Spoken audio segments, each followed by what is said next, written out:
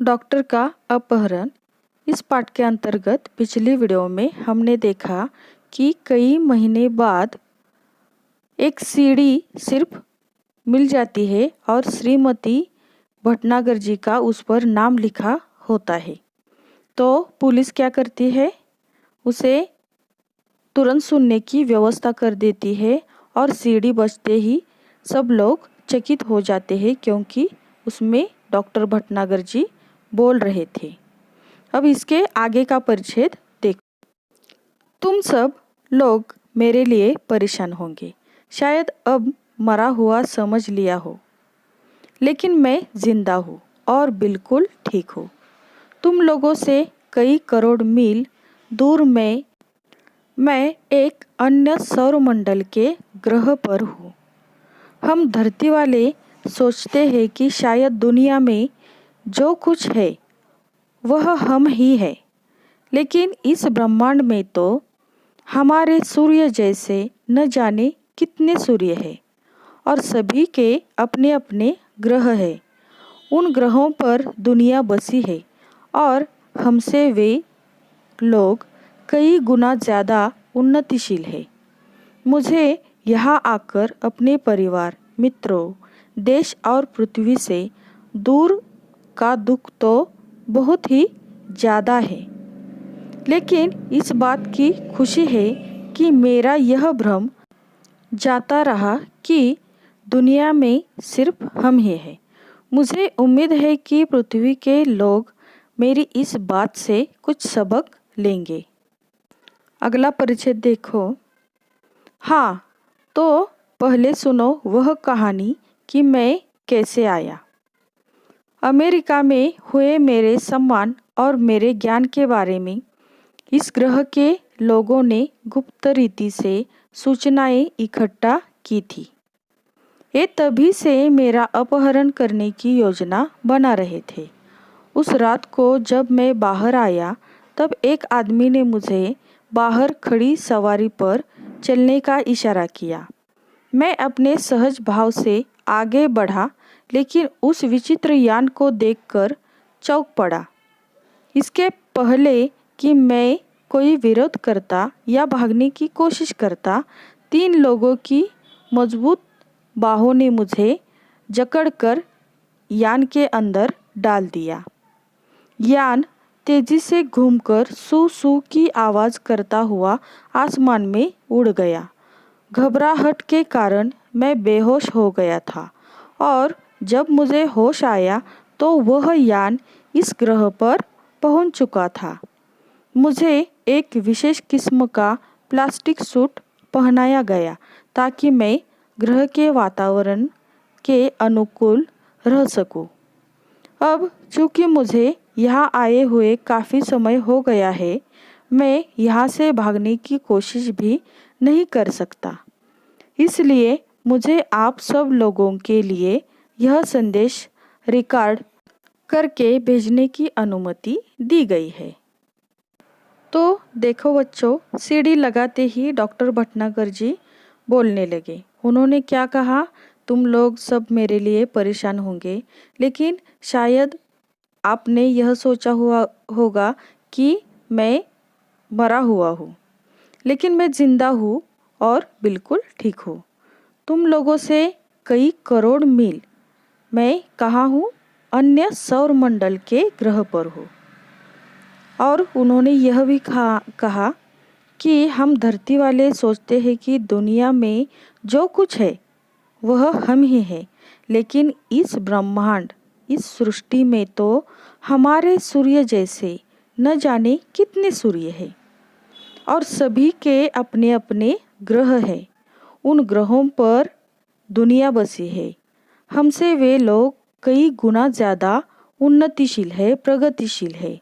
मुझे यहाँ आकर अपने परिवार, मित्र, देश, पृथ्वी से दूर हो जाने का बहुत ही ज़्यादा दुख है, लेकिन इस बात की खुशी भी है कि दुनिया में सिर्फ हम ही हैं। यह जो मेरी गलतफहमी थी वह भी अब दूर हो गई है और मुझे उम्मीद है कि पृथ्वी के लोग मेरी इस बात से कुछ सबक लेंगे। हाँ, तो उन्होंने बाद में क्या कहा, मैं यहाँ कैसे आया वह मैं आपको बताता हूँ।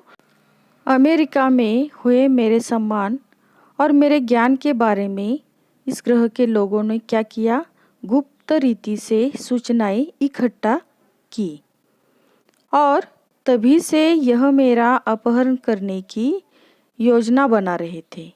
और उस रात को जब मैं बाहर आया तब एक आदमी ने मुझे बाहर खड़ी सवारी पर चलने का इशारा किया। उन्होंने उसके बाद क्या किया, सहज भाव से आगे वह बढ़ गए, लेकिन उस विचित्र यान को देखकर वह आश्चर्यचकित हो गए। इसके पहले कि वह विरोध करते और भागने की कोशिश करते तो 3 लोगों ने उनको मजबूत बाहों से जकड़कर यान के अंदर डाल दिया और यान तेजी से घूमकर सूसू की आवाज़ करता हुआ आसमान में उड़ गया। और घबराहट के कारण डॉक्टर भटनागर जी कहते हैं मैं बेहोश हो गया था। और जब उन्हें होश आया तो वह यान उस ग्रह पर पहुंच चुका था और उनको किसी किस्म का प्लास्टिक सूट पहनाया गया ताकि उस ग्रह पर जो वातावरण है उसके अनुकूल वह रह सके। डॉक्टर भटनागर जी कहते हैं मुझे यहाँ आए हुए काफ़ी समय हो गया है, मैं यहाँ से भागने की कोशिश भी नहीं कर सकता, इसलिए मुझे आप सब लोगों के लिए यह संदेश रिकॉर्ड करके भेजने की अनुमति दी गई है। इसके आगे का परिचय देखो। इस ग्रह का नाम बड़ा विचित्र सा है। यहाँ के लोग विज्ञान में बहुत आगे बढ़ गए हैं। इनके पास ऐसे यान हैं कि ये एक सौरमंडल से दूसरे तक आसानी से आते जाते हैं। यहाँ भी लोगों ने रहने के लिए घर बना रखे हैं, कारखाने हैं, बाजार है, बस्तियाँ है, मोटरें है, सभी कुछ है, लेकिन हमसे बिल्कुल भिन्न। इनके अपने वैज्ञानिक सिद्धांत हैं। इन्हें कई सौरमंडलों और उनके ग्रहों के बारे में जानकारी है।